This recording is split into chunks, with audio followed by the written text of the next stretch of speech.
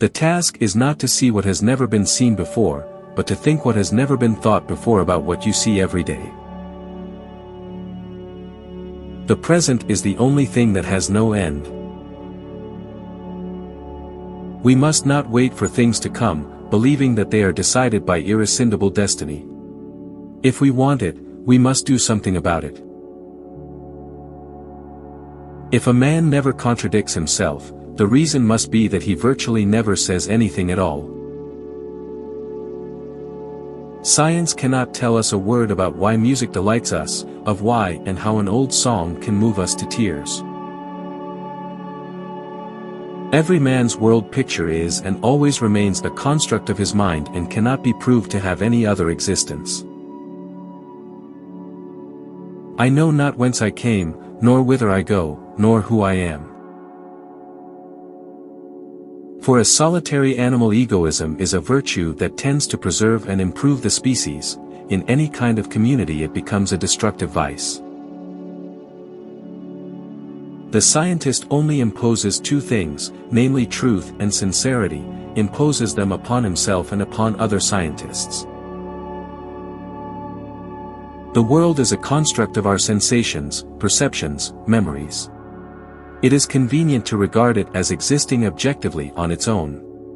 But it certainly does not become manifest by its mere existence. Nature has no reverence towards life. Nature treats life as though it were the most valueless thing in the world. Nature does not act by purposes. In an honest search for knowledge, you quite often have to abide by ignorance for an indefinite period. An animal that embarks on forming states without greatly restricting egoism will perish. The material world has only been constructed at the price of taking the self, that is, mind, out of it, removing it. Mind is not part of it. No self is of itself alone. It has a long chain of intellectual ancestors. The I is chained to ancestry by many factors. This is not mere allegory, but an eternal memory.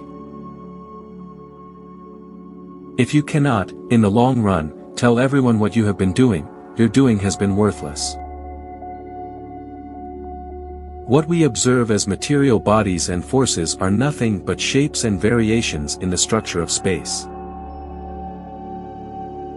The life you are living is not merely a piece of this entire existence, but in a certain sense the whole. Thus you can throw yourself flat on the ground, stretched out upon Mother Earth, with the certain conviction that you are one with her and she with you. No self is of itself alone. The great revelation of the quantum theory was that features of discreteness were discovered in the book of nature, in a context in which anything other than continuity seemed to be absurd according to the views held until then. The essential feature of statistics is a prudent and systematic ignoring of details. Quantum physics thus reveals a basic oneness of the universe. The organism feeds on negative entropy. The total number of minds in the universe is 1.